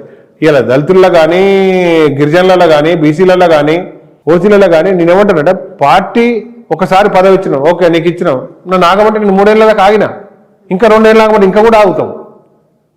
ఇలా పార్టీ అధికారం రాగానే నాకన్నా నేను ప్రమోట్ చేసిన వాళ్ళు కూడా ఉన్నత పదవుల్లోకి వెళ్ళిపోయారు. మరి దాంతో నేనేం ఏడవలేదు, కొంచెం బాధపడ్డాం, అరే మనకు అవకాశం రాలేదంటే వస్తుంది అని ఆగినాం. 3 ఏళ్ళ కాంచి మేయర్ పదవి అయిపోతే కూడా ఆగినాం. ఇంకా 2 ఏళ్ళు కూడా ఆగుతాం. కానీ నేను ఏమంటానంటే ఓకే, నాకన్నా బెస్ట్, కనీసం నాకు సరిసామానం ఉన్న వాళ్ళు, లేకపోతే నాకన్నా ఇంకా కొంచెం ఏదైనా అదే లైన్లో బాగా మనకు కష్టపడి పనిచేసిన వాళ్ళకో ఏదో ఈక్వేషన్లను, ఓ క్యాస్ట్ ఈక్వేషన్లను, ఏదో ఈక్వేషన్ ఇస్తున్నా అర్థం చేసుకుంటాం. మీకు ఉప్పల్ టికెట్ రాకుండా అడ్డుకున్నది మల్లారెడ్డి అని చెప్పి పదే పదే మీ అంశాలు చెప్పారు, నిజమా కాదా? ఈయన అడ్డుకున్నాడు, ఆయన అడ్డుకున్నాడు, నేను ఏమి ఇది చేస్తాను. అప్రస్తుతం కొన్ని వస్తాయి, వెనక ముందు అన్ని బయటపడ్డప్పుడు అన్ని సమాధానాలు వాటి అన్నిటికవే ఇదైతే ఉంటాయి. ఇలా ఉప్పల్ టికెట్ ఒకటనో, మల్కాజ్గిరి పార్లమెంట్ ఒకటనో, సికింద్రాబాద్ అనో, హైదరాబాద్ అనో, చేవాలనో ఇవన్నీ కాదు. డెఫినెట్గా దొంగ గుమ్మడికాయలు దొంగ ఎవరంటే బుధాలు చూసుకునే సందర్భం ఉంటుంది. మాట్లాడినప్పుడు ఎవరు ఏం మాట్లాడినా ఏం చేస్తే దానికి సమాధానం చెప్తానికి సిద్ధంగా ఉన్నాం. కాకపోతే ఒకటే ఏంటంటే న్యాయం జరగాలి. ఇప్పుడు నిన్న చూస్తే కాంగ్రెస్ పార్టీలో ఒక ఎన్ఎస్ఏ లీడర్కు, ఒక యూత్ కాంగ్రెస్లో పనిచేసిన లీడర్కు అవకాశం ఇచ్చారు. ఇలా బీఆర్ఎస్ పార్టీలో కూడా ఇవ్వలేదా అంటే ఇచ్చిర్రు. ఇలా ఒకసారి ఇచ్చినాం, రెండోసారి కూడా అతనే ఇవ్వద్దు. ఇంకో 5 ఏళ్ళలో ఇంకో యూత్ కాంగ్రెస్ లీడర్ వస్తాడు, ఇంకో ఎన్ఎస్ఏ లీడర్ వస్తాడు, ఇంకోరు వస్తారు. దానికి నీ వంతు అయిపోయింది, నీ వంతు మళ్ళీ ఏదైనా నువ్వు బాగా గట్టిగా పనిచేస్తే మళ్ళీ ఇస్తాను. ఇలా మనకు ఒరిస్సాలో చూస్తే నవీన్ పట్నాయక్ ఉంటాడు. అర్ధాంతరంగా సగం మంది క్యాబినెట్ కాల్ చేస్తారు. ఆయన కాల్ చేసి మీరు ఈ 3 ఏళ్ళు మీరు మళ్ళీ పనిచేయండి, మళ్ళీ గవర్నమెంట్ వస్తే మళ్ళీ మీకు ఏదైనా అవకాశం ఇస్తారు. నిర్దాక్షిణ్యంగా సగం తీసేస్తారు. దాదాపు మనకు ఎన్నో సంవత్సరాల నుంచి ఆ గవర్నమెంట్ ఉంటుంది, మనం చూస్తున్నాం. అట్లా నేను ఏమంటున్నాడు, అవకాశం ఇచ్చిన వాళ్ళకే ఇవ్వడం వల్ల దానికి ఎందుకు సంకేతం లేదు? ఇంకా నీ టర్మ్ రాలేదంటే నా లెక్క నేను కాదు, ఇంకా చాలా మంది కూడా అడిగి ఉన్నాం. ఒకటేంటంటే కూర్చోబెట్టి మాట్లాడితే ఇలా బీఆర్ఎస్ పార్టీలో కరువైందే అది మానవ సంబంధాలు కరువవడం అనేది కొన్ని లక్షల కోట్ల విలువైంది. అది ఇలా గ్రామ స్థాయి కార్యకర్త నుంచి రాష్ట్ర స్థాయి కార్యకర్త వరకు, లీడర్ వరకు, మంత్రులు, మాజీ మంత్రులు, ఎంపీలు, మాజీ ఎంపీలు, ప్రతి ఒక్కరికి ఉన్న సమస్య మానవ సంబంధాలే. మానవ సంబంధాలని బొంతు రామ్మోహన్ అంటున్నారు, కానీ అక్కడ కనిపించకుండా ఇన్ఫ్లుయెన్స్ చేస్తున్న 2 ఆస్పెక్ట్స్లో ఒకటి, ఒక ఎంపీ సీటు కోరుకున్నారు, దానికి ఆయన ఆర్థికంగా ఆయన పెట్టవలసిన ఫిగర్ 100 కోట్లు. అవి ఇచ్చుకోలేక పార్టీ మారారు.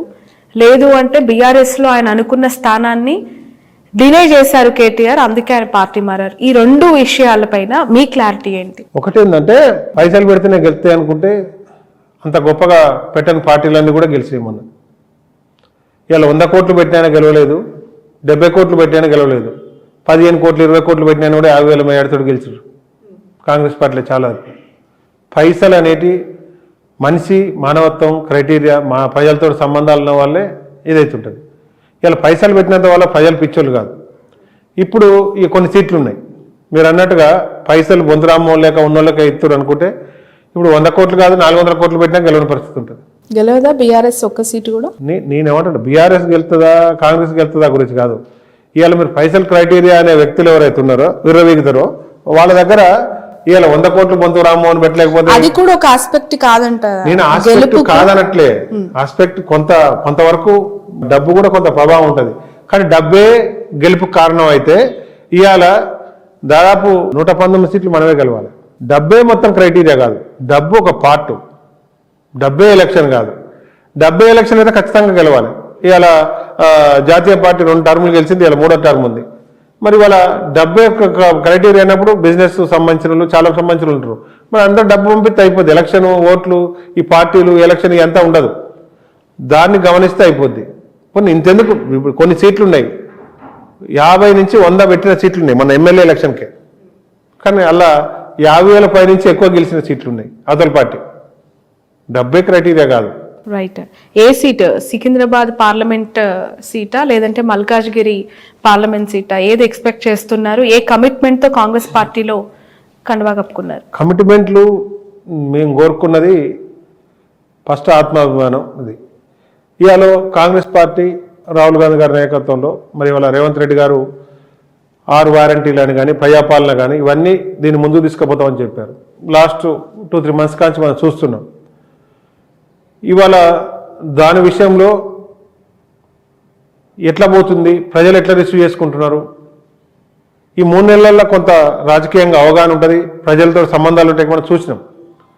మరి దాంట్లో ఒక పదవి ఖచ్చితంగా ఇస్తామే వస్తామని కాకుండా మాకు అవకాశం మాకు అర్హత ఉన్నట్టుగా అది ఏ రకమైన పదవి ఇచ్చినా ఏది ఇచ్చినా ఇలా పార్టీకి కష్టపడతామా లేదా, ప్రజలతోటి మమేకమవుతామా లేదా అనేది రాజకీయాల్లో ఉన్న గౌరవ ముఖ్యమంత్రి గారు, మరి వాళ్ళ రేవంత్ రెడ్డి గారు కానీ కాంగ్రెస్ పార్టీ అధిష్టానం కానీ వీళ్ళందరూ కూడా చూసుంటారు. ఎందుకంటే సమకాలిక రాజకీయాల్లో కలిసే పనిచేసినాం కాబట్టి. ఉద్యమంలో కలిసి పనిచేసాం. సీఎం గారు కానీ ఉన్న క్యాబినెట్ మంత్రులు కానీ మరి ఇలా ఈ పార్టీలు ఆ పార్టీలు వాళ్ళందరూ కూడా కళ్ళు మూసుకొని లేరు కదా, అందరూ పని చూసే ఉన్నారు కాబట్టి ఎవరు దేనికి పనికి వస్తారు, ఎవరితోటి పార్టీ పని తీసుకోవాలి, ఎవరితోటి ప్రభుత్వ పని అయితే ఇలా కాంగ్రెస్ పార్టీకి ఎన్ని రోజుల తర్వాత అధికారం వచ్చింది, మరి వాళ్ళని కూడా కలుపుకొని పోయి ఎక్కడ ఇబ్బంది లేకుండా ఉండేదని వాళ్ళు చూసుకొని చేస్తారు తప్పితే ఖచ్చితంగా ఈ పదవి ఇవ్వాలని బ్లాక్మెయిల్ చేసి కాంగ్రెస్ పార్టీలో మనం జైలు కాలేదు. మాకు అర్హత తగ్గట్టుగా ఏ పదవి ఏది ఇచ్చినా బాధ్యత ఇచ్చినా పనిచేస్తామని చెప్పడం జరిగింది. మీ అర్హత తగ్గట్టుగా మరి కాంగ్రెస్ పార్టీ ఆలోచించి మేము నిర్ణయం తీసుకుంటాం.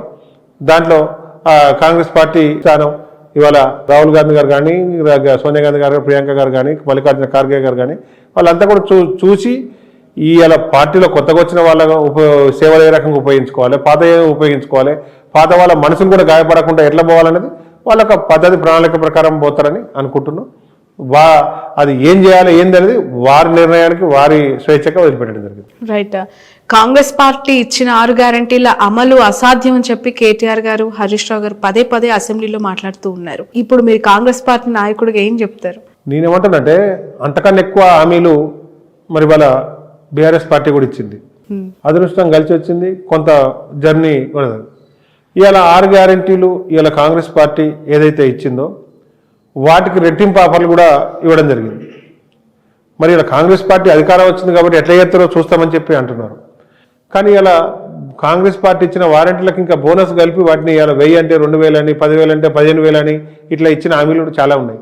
మరి వస్తే వాళ్ళే రకంగా చేయగలుగుతారు. ఎవరింట్లోకి వెళ్ళి తీసుకొచ్చి ఇచ్చేది ఉండదు. ఇలా ప్రభుత్వ ఖజానాకు వచ్చే పన్నులు లాభాలు వాటి వల్లనే ఈ సంక్షేమ పథకాలనే నడుస్తాయి. కాబట్టి గదే అధికారులు ఉంటారు, గదే వ్యవస్థ ఉంటుంది, గదే ఉంటుంది. కాబట్టి డెఫినెట్గా ఆ మాత్రం లెక్కలు పత్రాలు ఇవన్నీ కూడా ప్రభుత్వంలో ఆర్థిక శాస్త్రంలో ఎకనామిక్స్లో అన్ని రకాల లెక్కలు ఇవన్నీ తెలిసిన వాళ్ళే అన్నీ ఆలోచించే ఈ వారంటీలు ఈ గ్యారంటీలు అన్నీ కూడా ఈ స్కీములన్నీ కూడా హామీలు ఇవ్వడం జరిగింది. కాబట్టి డెఫినెట్గా ఎవరో ఒకరు దానికి సంబంధించిన వ్యవస్థను నడిపించడంలో దాన్ని అమలు చేయడానికి అన్ని వనరులు ఒకరోజు వెనక ముందు కావచ్చు, ప్రభుత్వం వచ్చింది మొన్నే కావచ్చు, వెనక ముందు కావచ్చు, డెఫినెట్గా దాన్ని అమలు చేస్తారు. ప్రజలకు ఇచ్చిన ప్రజాపాలనను నడిపించడంలో మరి వాళ్ళ రేవంత్ రెడ్డి గారి నాయకత్వంలో ముందు పోద్దని ఏ ఇబ్బంది ఉండదని అనుకుంటున్నాను. రైట్. బొంతు రామ్మోహన్ గారికి సికింద్రాబాద్ లేదంటే మల్కాజ్గిరి 2 ప్లేసెస్ అనుకుంటూ ఉన్నారు. ఏదో ఒకటి కట్టబెడతారు అనే వార్తలు వస్తున్న నేపథ్యంలో అక్కడ కిషన్ రెడ్డి గారు ఆల్రెడీ సిట్టింగ్ ఎంపీ సికింద్రాబాద్ నుంచి, మల్కాజ్గిరి నుంచి మల్లారెడ్డి గారు అల్లుడికి ఇచ్చే అవకాశం ఉంది అని వార్తలు వస్తున్నాయి. ఏ విధంగా ఎదుర్కోబోతారు ఒకవేళ నిజంగానే ఆ 2 స్థానాల్లో మీకు ఏదో ఒక స్థానం కాంగ్రెస్ పార్టీ ఇస్తే? నేనేమంటానంటే రాజకీయంలో ఉద్యమాలు చేస్తున్నాం, రాజకీయంగా ప్రభుత్వంలో అన్ని చూస్తున్నాం. ఉద్యమం అంటున్నారు, ఇంకా ఉద్యమం సెంటిమెంట్స్ ఉన్నాయంటారా తెలంగాణలో? ఖచ్చితంగా పోయాయి. ఆ పార్టీకి సంబంధించిన నాయకులు ఉద్యమాలు పనిచేసిన వాళ్ళకు అటు కమ్యూనిస్ట్ ఉద్యమం కానీ, స్వతంత్ర ఉద్యమం కానీ, తెలంగాణ ఉద్యమం కానీ పనిచేసిన వాళ్ళకు ఆ బ్లడ్ అట్లే ఉంటుంది. అది మీరు చెప్పుకోవడానికే కానీ చూసే ప్రజలకు ఈ కాలంలో ప్రయాణిస్తున్న డెఫినెట్ గా ఎందుకంటే స్వతంత్ర ఉద్యమాలు పాల్గొన్న వాళ్ళకు నేను స్వతంత్ర ఉద్యమాలు పాల్గొన్నాను గర్వంగా చెప్పుకుంటాను. ఇలా తెలంగాణ రాష్ట్ర సాధన సపరేట్ ఉద్యమంలో జరిగిన వాళ్ళకు ఇది చచ్చిపోయేదాకా 3 తరాలు కూడా చెప్పుకుంటారు. అవును, మా తాత ఉండే, మా తండ్రి ఉండే, మా అన్న ఉండే, మా తమ్ముడు ఉండే తెలంగాణ రాష్ట్ర సాధనలో ఉద్యమంలో ఈ దశలో ఇక్కడ పనిచేసిరని అదొక ఆనర్గానే చెప్పుకుంటారు. నచ్చే వాళ్ళకి నచ్చకపోవచ్చు, పాల్గొనే వాళ్ళకి పడకపోవచ్చు. కొంతమంది వేరే పార్టీలో ఉన్నా కూడా ఉద్యమంలో ఏదో రకంగా మమేకమైన వాళ్ళు కూడా ఉన్నారు. అవుతూ ఉద్యమ పార్టీ వేరు, ఉద్యమ సందర్భం వచ్చినప్పుడు పాల్గొనే వాళ్ళు కూడా కొంతమంది పార్ట్ టైం పాల్గొనే వాళ్ళు కూడా ఉండే. కాబట్టి అది ఉంటుంది. కాబట్టి మీరు అన్నట్టు సికింద్రాబాద్, మల్కగిరి, ఇంకోటి పార్టీ పదవి, పార్లమెంట్ పదవి ఏది ఇచ్చినా కూడా కష్టపడడం, ఆర్గనైజ్ చేయడం, ఎలక్షన్లు కొట్లాడడం ఇవన్నీ కూడా మరి ఎన్ని సంవత్సరాల జీవితంలో అనుభవాలు నేర్పిన పాఠాలు ఏదైతున్నాయో అవి పెద్ద అవతల పక్క ఎవరు నిలబడరు ఎవరున్నారు అనేది ఇది ముఖ్యం కాదు. డెఫినెట్గా కాంగ్రెస్ పార్టీ దాన్ని గెలుపును ముందు తీసుకుపోవడంలో ఏ ప్లేస్లో ఉన్నా, ఏ బాధ్యత ఇచ్చినా, ఏ పదవి ఇచ్చినా డెఫినెట్గా వాటిని ముందు తీసుకుపోయే ప్రయత్నం. ఎందుకంటే ఇవాళ ఎవరు ఎక్కడ ఏం పని చేసిరని కాదు, రేపు గతంలో మేము ఈ పని చేసినాం అనేది ప్రజలు చూశారు. ఇప్పుడు ఇది చేస్తున్నాం, రేపు ఇది చేస్తామంటే ఆ వ్యక్తిని అతన్ని ఎవరైతే అభ్యర్థిని నమ్ముతారో ప్రజలు వాళ్ళను ఇది చేస్తారు. ఎందుకంటే ఒక ఒక నాయకుని వ్యక్తిత్వం, క్యారెక్టర్, అతను నడిచే నడవడిక అన్ని కూడా తెలిసి ఎవరి గురించి ప్రజలకు ఎక్కువ తెలుసో, ఎవరి మీద నమ్మకం ఉందో వాళ్ళు ఎన్నుకుంటారు. రైట్. బీఆర్ఎస్ పార్టీలో ఎలక్షన్స్ కి ముందు జాయిన్ అయిన దాసోజు శ్రవణ్ గారిని ఒకసారి తీసుకుంటే, ఉదాహరిస్తున్నా నేను, అన్ని పార్టీలు తిరిగి ఆత్మగౌరవం, ఆత్మాభిమానం ఎక్కడైనా ఉంది అంటే అది కేవలం బీఆర్ఎస్ పార్టీలోనే ఉంది అని చెప్పి ఆయన కాంగ్రెస్ పార్టీ నుంచి బీజేపీలో జాయిన్ అయ్యారు, బీజేపీ నుంచి మళ్ళీ బీఆర్ఎస్కి వచ్చి జాయిన్ అయ్యారు. ఇప్పుడు అదే పార్టీలో ఉన్న సీనియర్ నాయకులు మీరు ఆత్మగౌరవం, ఆత్మాభిమానం దెబ్బతింది, సరైన గౌరవం దక్కలేదు అని చెప్పి కాంగ్రెస్ పార్టీ పంచాన చేరారు. ఎలా చూడాలంటారు? అంటే కొంతమంది మీద ఇప్పుడు ఏ పార్టీలు ఉన్నా కూడా ఏం సంబంధం లేకుండా సడన్ గా వాళ్ళ మీద ప్రేమ ఎక్కువ ప్రేమిస్తుంటారు రాజకీయంగా. అలా మీకు ఇప్పుడు రేవంత్ రెడ్డి గారు నేనేమంటానంటే వాళ్ళ మీద చూసి చూసి కొంత ప్రేమ తగ్గిందో, లేకపోతే అభిమానం తగ్గిందో, నమ్మకం తగ్గిందో, ఏదో ఏదో ఏ కోణం పనిచేస్తుందో ఇక్కడ అర్థం కాదు. కాబట్టి పదవుల గురించి కాకుండా నేను డెఫినెట్గా నేను చెప్తున్నా, అందరికి కూడా తెలుసు, నాతో పాటు కలిసి పనిచేసిన వాళ్ళందరికీ కూడా తెలుసు. మీడియాలో కూడా చాలా మంది పీపుల్, తెలంగాణ మేధావుల్లో, యూనివర్సిటీలలో విద్యార్థులు చాలా మంది, లక్షల కొద్ది మందితోటి మమేకమై పనిచేసినాం. ఇలా సముద్రం తాగడానికి నీళ్లు పనికిరా, ఉప్పు నీళ్ళు. అట్లా పక్కన ఉన్నంత మాత్రాన, రోజు కలిసే తిరిగినంత మాత్రాన ఇలా ఏం జరగగలిగినాం, ఏమైంది, నాకేమైంది, నా కుటుంబానికి ఏమైంది అని కాదు. నేను పార్టీకి నిస్వార్థంగా పనిచేసిన, నేనేంది, నాకేంది, నాదేందని పనిచేయాలి. రాజకీయంలో ఉన్నాం కాబట్టి పదవులు ఆశించడం న్యాచురల్. ఎన్జిఓలు ఉంటేనో ఓన్లీ సేవ చేయడమే ఉంటుంది. రాజకీయ పార్టీ కాబట్టి సేవతో పాటు రాజకీయ ఆస్పిరెంట్స్ ఉంటాయి. దాసోత్సవన ఇంకోరా వాళ్ళకు ఆయనకున్న వ్యక్తిగతమైన సమస్యలు ఆయనకు ఏ రకంగా ఉత్పన్నమైనా ఆయన ఫేస్ చేసింది ఆయనకు తెలుస్తుంది. రైట్. కేటీఆర్ గారి గురించి ఒక గుడ్ క్వాలిటీ, ఒక బ్యాడ్ క్వాలిటీ ఏంటి అంటే ఏం చెప్తారు? చాలా సుదీర్ఘంగా ప్రయాణించారు కదా ఆయనతో. అంటే బ్యాడ్ క్వాలిటీ అని కాదు, మామూలుగా వ్యక్తులు కొంతమంది ఒక్కొక్కసారి సందర్భం వచ్చినప్పుడు అతి సెన్సిటివ్ విషయాలకు కూడా స్పందిస్తుంటాడు. ఏమంటే స్పందించి వాళ్ళకు హెల్ప్ చేయాలన్నది బ్యాడ్ క్వాలిటీ అనేది కాదు, కానీ కొంత మిస్గైడ్ అయ్యి కొంత సమయం ఇచ్చి చాలా మందికి ఉపయోగపడే దాంట్లో ఆ సమయం ఇయ్యక దెబ్బతిన్న నాయకులు కానీ కొంత ఇదైంది ఉంటుంది. అది ఆ సమయం కరెక్ట్గా క్యాల్కులేట్ చేసి ఉపయోగించగలిగితే ఇంకా కొంత ముందుకు పోయేదండి. రైట్. ఏవీబీపీలో గతంలో పనిచేశారు రేవంత్ రెడ్డి గారు, కూడా అక్కడి నుంచే తన కెరియర్ని స్టార్ట్ చేశారు కదా. కలిసారా ఎప్పుడైనా? ఆ టైంలో మళ్ళీ నిన్న కలవడమేనా? డెఫినెట్గా ఉద్యమంలో మనకి ఇప్పుడు ఏదైతే విద్యార్థి దశలో ఉన్నప్పుడు, విద్యార్థి పరిషత్లో, మన బీజేపీ పార్టీలో అక్కడ ఉన్నప్పుడు కూడా పెద్దలు రేవంత్ రెడ్డి గారు కానీ, వారి కుటుంబ సభ్యులు కానీ, బ్రదర్స్ అంతా, ఆయన ఇప్పుడు ఉండే మిత్రులు, మాకు సంబంధించిన మిత్రులు అందరూ కూడా కామన్ సర్కిల్లో ఉండి పనిచేసిన సందర్భం అప్పుడు కూడా. ఆ తర్వాత కూడా తెలంగాణ ఉద్యమంలో కూడా, తెలంగాణ రాష్ట్ర సమితిలో కూడా రేవంత్ రెడ్డి గారు ఉండేది. మరి ఆ తర్వాత అక్కడనే మల్కాగిరి ఎంపీగా ఉండే, మరి అక్కడనే ఇదే హైదరాబాద్ నగరంలో నేను మేయర్గా ఉన్నాం. ఇట్లా కాలక్రమేణా దాదాపు మరి 25 సంవత్సరాల నుంచి ఏదో ఒక సందర్భంగా ఎక్కడో ఒకడ కలుసుకుంటూ పనిచేసిన సందర్భం ఉంది. కాబట్టి వారి గురించి నాకు పూర్తిగా అవగాహన ఉంది, నా గురించి వారికి కూడా పూర్తిగా అవగాహన ఉంది. కాబట్టి వారు కూడా కష్టపడి అన్ని రకాలుగా కూడా ఇబ్బందులను ఎదుర్కొని మరి వాళ్ళ ఆయన చేసిన కష్టం కానీ, మరి ఇలా దేవుని కృప కానీ, మన తెలంగాణ రాష్ట్రానికి ముఖ్యమంత్రి గారు డెఫినెట్గా అందరినీ కలుపుకొని ఇప్పుడు ఈ 3 నెలల పాలన కూడా చూసినాం.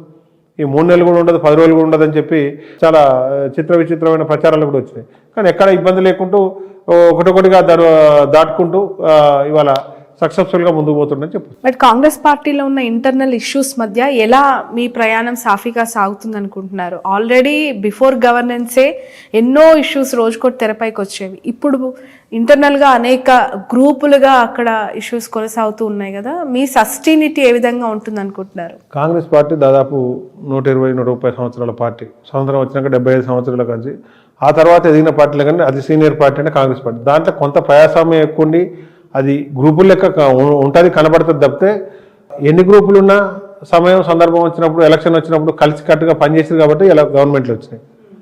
అంశాల వారి మీద కొంత అది అట్లా ఆ రకంగా కనపడవచ్చు, కానీ సందర్భం వచ్చినప్పుడు ఒకే తాటిపైన ఒకే మాట పైన ముందుకు పోతుందని మనం ఇవన్నీ నిన్న మధ్యన జరిగిన సందర్భాలు కానీ, గతంలో కాంగ్రెస్ పార్టీ మొత్తమే పోయింది రాదు అనుకున్నప్పుడు అంతకుముందు రాజశేఖర రెడ్డి గారి నేతృత్వంలో కానీ, కిరణ్ కుమార్ రెడ్డి గారు అంతకుముందు ఎన్నో సందర్భాల మొత్తం పడిపోయింది అన్నప్పుడు మళ్ళా లేచి ఎలక్షన్ సందర్భం ఏదన్నా అంశం వచ్చినప్పుడు, ఏదైనా సీరియస్ ఇష్యూ వచ్చినప్పుడు పార్టీ అంతా కూడా ఒక తాటిపైకి ఆ ఇష్యూ మీద ఆ సందర్భం మీద ఆ సబ్జెక్ట్ మీద అందరికీ సదభిప్రాయం ఉన్నా లేకున్నా, ఒకే అభిప్రాయం ఉన్నా లేకున్నా పార్టీ మీద గౌరవంతో అదే దాని మీద ఒకటే తాటిపైకి వచ్చి ఎదుర్కొని మరి ప్రభుత్వాలు తెచ్చుకున్న సందర్భం ఉంది. రైట్.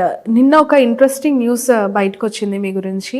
బొంతు శ్రీదేవి యాదవ్ గా ఆమె ఫేస్బుక్లో కానీ అన్ని చోట్ల కూడా అట్లానే ప్రొజెక్ట్ అవుతూ ఉంటుంది పేరు విషయంలో. సో ఈ యాదవ్ కమ్యూనిటీ గ్రూప్స్ నుంచి అందరూ డిలీట్ చేశారు మిమ్మల్ని, మీ వైఫ్ని అనేది నిజమేనా? అది ఎందుకు అలా జరిగిందంటారు? 100 గ్రూపులు ఉంటే ఒకవేళ డిలీట్ అయిందో లేదో నేనైతే చూడలేదు. ఏదైనా 1-2 గ్రూపులల్లో వాళ్ళకు వ్యక్తిగతంగా కొన్ని ఉండవు, నచ్చవు. అది నిన్ననే ఎందుకు చేయాల్సి ఉండొచ్చు అంటే నిన్నటి దాకా ఒక పార్టీలో ఉన్నాం, నిన్నటి నుంచి ఒక పార్టీకి వచ్చినాం కాబట్టి అది వాళ్ళకి నచ్చకపోవచ్చు. ఇలా నేను రోజు పొద్దున వెంకటేశ్వర స్వామిని మొక్కుతా, లేదు ఇలా నేను వినాయకుడిని మొక్కుతున్నాను అనుకో, వెంకటేశ్వర స్వామి భక్తులకు నచ్చకపోవచ్చు వినాయకుడిని మొక్కేది. పార్టీ ఇంట్రెస్ట్లా ఒక పార్టీ మీద అభిమానం ఉన్న వాళ్ళు ఎవరైతే ఉన్నారో ఇవాళ ఇంకో పార్టీకి పోవడం వాళ్ళకి నచ్చకపోవచ్చు. ఉన్న 100 గ్రూపులు 1-2 గ్రూపులు వాళ్ళు, ఎందుకంటే వాళ్ళు పెట్టేటి కూడా అదే గ్రూప్లో మనం ఉన్నా కూడా వాళ్ళు పెట్టే పోస్టులు కానీ వాళ్ళు ఇచ్చే సమాచారం కానీ మనకు కూడా నచ్చకపోవచ్చు. మనం ఇచ్చేది కూడా అవతల పక్క వాళ్ళ ఒక పార్టీ మీద, ఒక వ్యక్తుల మీద, ఒక వ్యవస్థ మీద నమ్మకం వాళ్ళకు నచ్చకపోవచ్చు. కాబట్టి ముందు జాగ్రత్తగానే వాళ్ళు డిలీట్ చేసుకోవచ్చు. ఆఫ్టర్ మ్యారేజ్ కూడా యాదవ్ అనే పేరుని ఎందుకు పెట్టుకొని కొనసాగిస్తూ ఉన్నారు శ్రీదేవి గారు అనే వాళ్ళకి మీరు ఇచ్చే సమాధానం ఏంటి? నేను ఇచ్చిన స్వేచ్ఛ అనుకోవచ్చు. ఇవాళ కొంతమంది ఉంటారు ఇంటి పేరు మార్చుకోవాలి, కులం పేరు మార్చుకోవాలి అది అంటారు. మనమే రాజకీయాలు చేస్తున్నప్పుడు, ఉద్యమాలు చేస్తున్నప్పుడు, విద్యార్థి దశ నుంచి ఈ సామాజిక కోణంలో ఈ రకంగా ఉన్నప్పుడు అది పెట్టుకోవద్దు ఇది పెట్టుకోవాలి అనే సందర్భం ప్రశ్న ఎక్కడ తలెత్తలేదు. ఎవరికి వాళ్ళు ఇచ్చుకున్న స్వేచ్ఛ మెయింటైన్ చేసే స్వేచ్ఛ స్వతంత్రాలు అనుకోవచ్చు. Right. Thank you so much. ఖచ్చితంగా కాంగ్రెస్ పార్టీలో మీరు అనుకున్న ఆశించిన పొజిషన్లో ఉంటారని మనస్ఫూర్తిగా కోరుకుంటూ ఉన్నాము. Wish you all good luck. So రాబోయే రోజుల్లో మిమ్మల్ని ఏదో ఒక place either Secunderabad or Malkajgiri parliament సెగ్మెంట్లో పోటీ చేసే అభ్యర్థిగా మేము మళ్ళీ వార్తల్లో చూడబోతున్నాం అనుకోవచ్చా? డెఫినెట్గా కాంగ్రెస్ పార్టీ అధిష్టానం ఉంది, పైన దేవుడు ఉన్నాడు. ఏది అదృష్టం ఉంటే ఆ పదవిలో దానికి సంబంధించిన బాధ్యతలో ఉండొచ్చు. రైట్. బయటకు వచ్చే ముందు కేటీఆర్ గారికి ఏమైనా మెసేజ్ కానీ కాల్ కానీ చేశారా? ఏమన్నారు? డెఫినెట్గా ముఖ్య నాయకులందరికీ కూడా అంత సమాధానం చెప్పుకోలేని పరిస్థితుల్లో రాలేని పరిస్థితులు లేం కాబట్టి అందరికి కూడా మెసేజ్ ఇచ్చే అందరికి కూడా గౌరవపదంగానే నేను దానికి ఆ పార్టీ నుంచి ఇవాళ కాంగ్రెస్ పార్టీలో ఇవాళ రేవంత్ రెడ్డి గారి నేతృత్వంలో. సో రేవంత్ రెడ్డి గారు ఎప్పుడు ఒక మాట అంటూ ఉంటారు, టీడీపీ నా పుట్టినిల్లు, కాంగ్రెస్ నా మెట్టినిల్లు అని. ఇప్పుడు మీరు కూడా అదే నినాదమ్మా, బీఆర్ఎస్ పుట్టినిల్లు, కాంగ్రెస్ మెట్టినిల్లు అవబోతుందా మీకు? అంటే రేవంత్ రెడ్డి గారికి కానీ మాకు కానీ ఇవాళ విద్యార్థి దశ నుంచి ఒకటి ఉండే, ఆ తర్వాత తెలంగాణ రాష్ట్ర సాధనలో ఒకటి ఉంది, ఆ తర్వాత ఇవాళ నేషనల్ కాంగ్రెస్ పార్టీలో పనిచేస్తున్నాం. కాబట్టి ఎవరి సందర్భం ఎవరు దేనికి సంబంధించి అది ఎట్లా అన్వయించుకుంటే అట్లా ఉంటుంది. Right. Thank you so much. Wish you all the best.